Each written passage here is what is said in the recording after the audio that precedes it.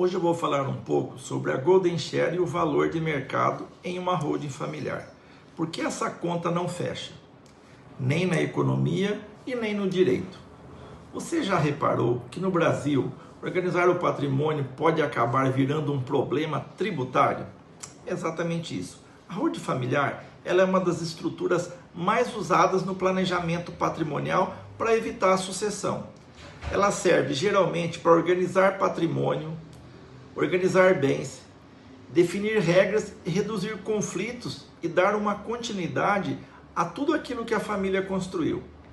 E dentro de muitas holdings aparece um instrumento muito importante, muito usado, a Golden Share, ou que temos na prática uma cota de ação especial, que dá ao fundador poder de veto sobre decisões estratégicas da sociedade.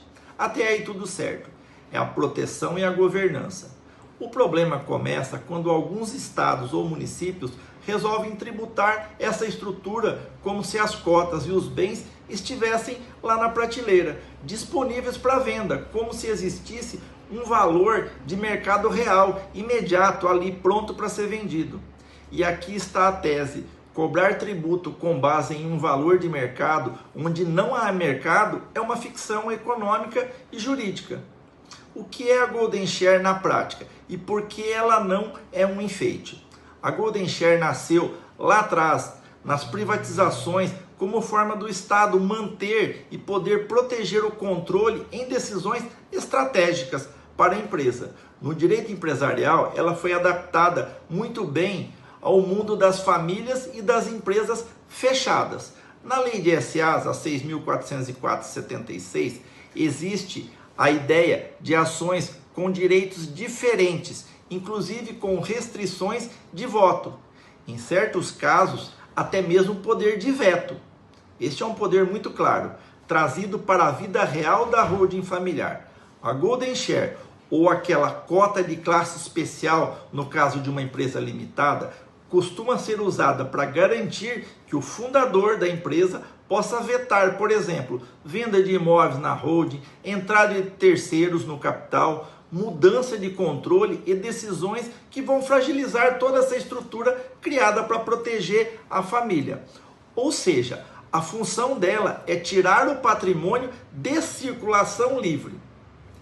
E isso é crucial, porque o valor de mercado depende do mercado. Se ela não está no mercado, depende de oferta e procura, liquidez, possibilidade real de negociação. Quando você cria esta regra para impedir que aquilo vá para o mercado, não faz sentido o fisco insistir em um valor de mercado, como se fosse uma ação listada, por exemplo, numa bolsa de valores, onde a tributação desanda no ITCMD e no ITBI, em momentos diferentes, é lógico. No planejamento via holding, normalmente existem duas etapas. Primeiro, a integralização do patrimônio. O patriarca e a matriarca transferem bens para a empresa e recebem o quê? Cotas em trocas desses bens. Segundo ponto é a doação. Depois, essas cotas são doadas a herdeiros, muitas vezes com cláusulas e regras específicas. E aqui tem uma distinção que evita muita confusão. Integralização não é doação, é uma operação de troca. Entra um bem e saem cotas. Então, o ponto não é tributar a integralização pelo ITCMD, porque isso não fecha com a hipótese de incidência. O que acontece na prática é diferente. No ITCMD, o Estado pega o momento da doação das cotas, que nada mais é que o fato gerador, e tenta inflar a base de cálculo usando o valor de mercado, que não reflete a realidade de uma sociedade fechada e travada por regras de controle. Já no ITBI, o município pega a integralização do imóvel e tenta ignorar a lógica da imunidade constitucional, criando uma diferença fictícia entre o valor integralizado e o valor de mercado arbitrado.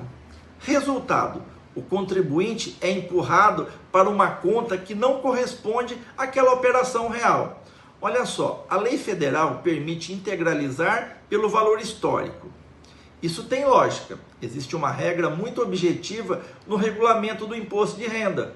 A pessoa física pode integralizar bens na pessoa jurídica pelo valor histórico declarado ou pelo valor de mercado. E se integralizar pelo valor histórico, a tributação do ganho de capital fica diferida para um outro momento.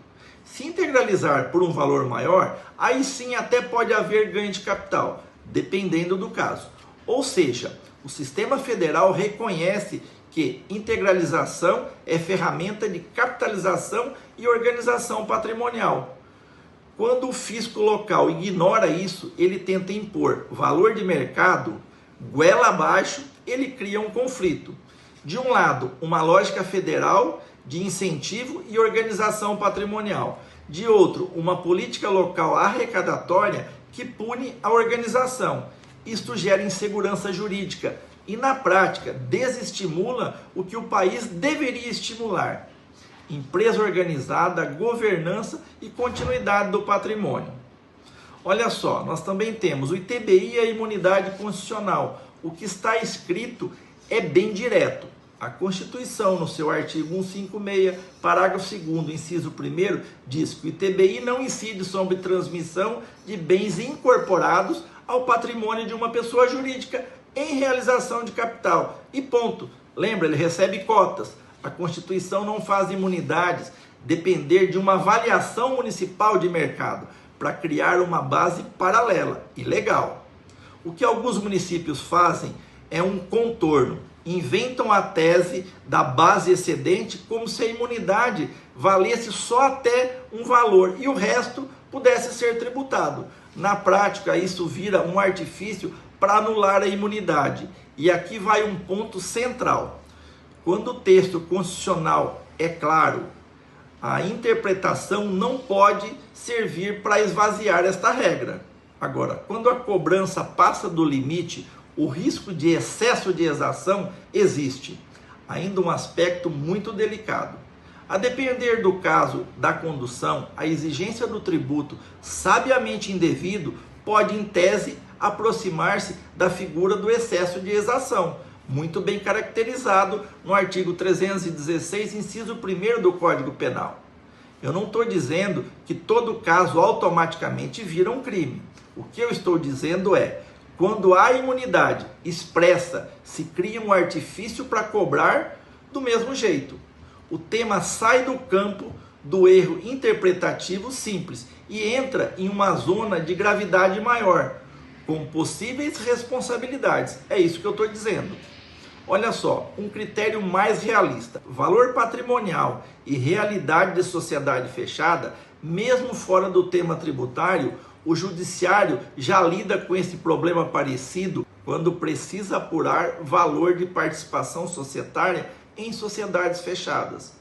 Em muitos cenários, o crime não é valor de mercado, e sim um critério de apuração mais aderente à realidade patrimonial e financeira daquela empresa. E a pergunta que fica, ela é muito simples: se até para pagar sócio retirante o valor de mercado pode ser inadequado em sociedades fechadas, por que ele viraria critério automático para aumentar imposto em holding familiar, onde nem existe circulação livre destas cotas? Olha bem, no fim do dia, o que está em jogo é o seguinte: não faz sentido tributar como mercado aquilo que não está no mercado. Não faz sentido criar riqueza tributável em cima de uma liquidez que não existe. Não faz sentido esvaziar imunidade constitucional por interpretação criativa. Assim, organizar o patrimônio por meio de uma holding familiar é muitas vezes uma escolha de responsabilidade. Evita conflito, dá regras, dá continuidade e protege o seu legado. Mas dependendo do caso concreto, cada estrutura precisa ser montada com o seu critério, inclusive para reduzir riscos e quaisquer questionamentos fiscais. Se você quer entender se a holding familiar faz sentido para a sua família e como estruturar isso com muita segurança, me chama no direct com a palavra planejar. E mais, grava esse vídeo, compartilha ele com alguém que mereça ter esse conhecimento. Forte abraço!